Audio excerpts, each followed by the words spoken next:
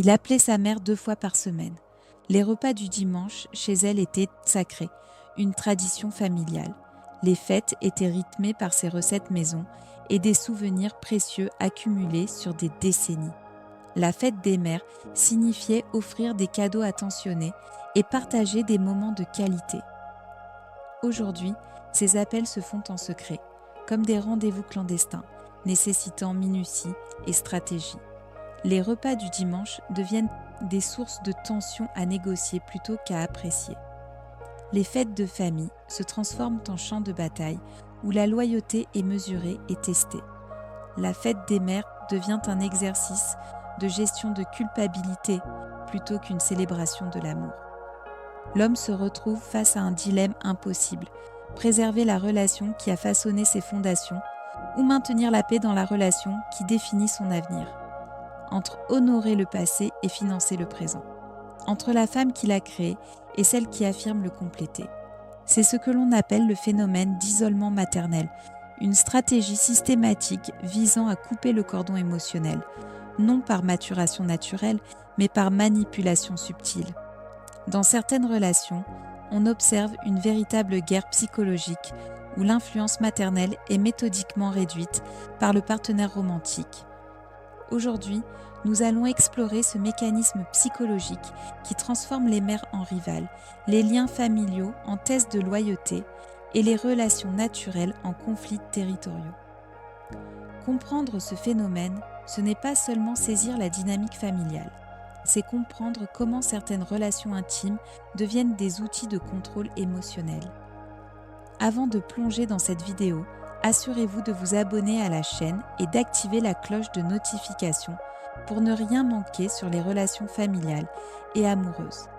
Partagez cette vidéo si vous pensez qu'elle peut aider quelqu'un de votre entourage à mieux comprendre les dynamiques non familiales et protéger ses liens affectifs.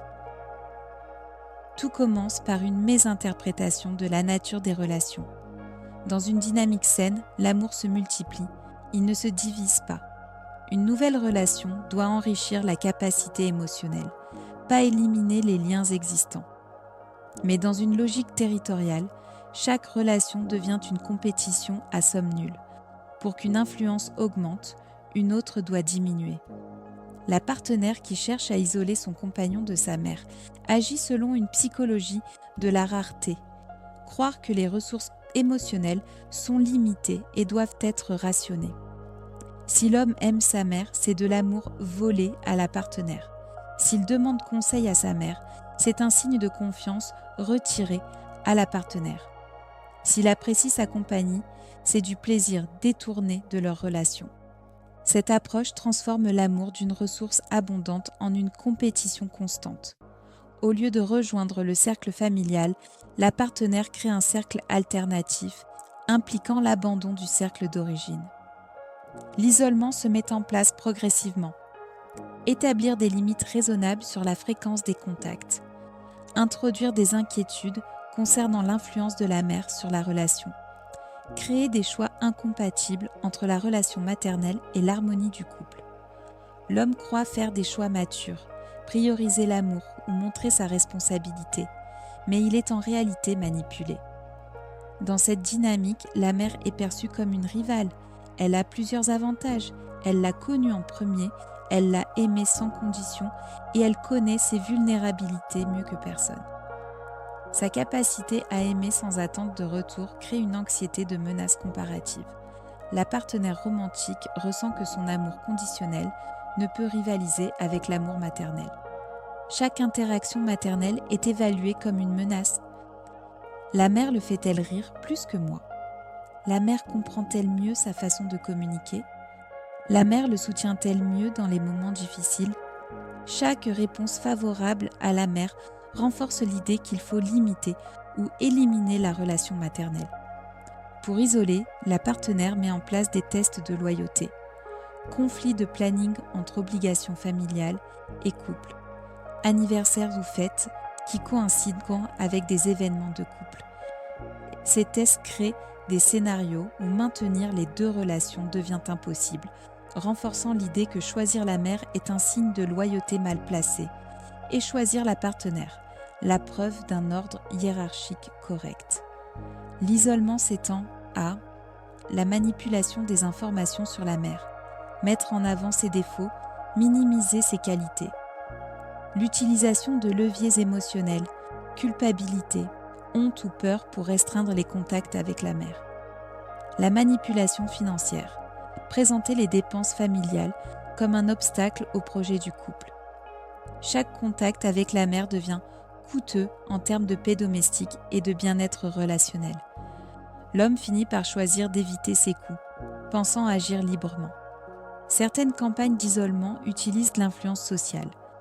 Amis, réseaux sociaux et articles de développement personnel renforcent l'idée que limiter la relation avec sa famille est normal. On assiste à ce que les sociologues appellent le consentement fabriqué. L'homme croit choisir volontairement, alors qu'il est manipulé. Identifier les patterns d'isolement, conflits constants entre famille et couple, indiquent manipulation, pas limite naturelle. Comprendre que maintenir des relations familiales ne menace pas le couple. Au contraire, cela renforce la diversité du soutien émotionnel.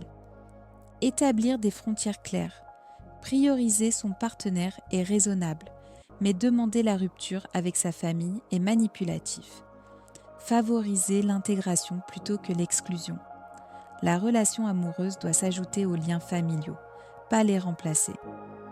Le but est de créer des relations synergétiques. L'amour familial et l'amour romantique se renforcent mutuellement plutôt que de s'opposer. À un moment donné, l'homme fait face à un choix. Maintenir la relation qu'il a façonnée et honorer ses fondations. Ou sacrifier cette relation pour quelqu'un dont l'amour demande l'abandon des autres liens affectifs. Reconnaître les campagnes d'isolement est le premier pas pour préserver des relations saines dans tous les domaines de la vie.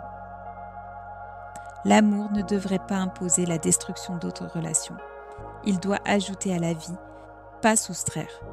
Si ce contenu vous aide à comprendre comment protéger vos liens familiaux tout en construisant des relations amoureuses saines, partagez cette vidéo et abonnez-vous pour en savoir plus sur la psychologie des relations humaines.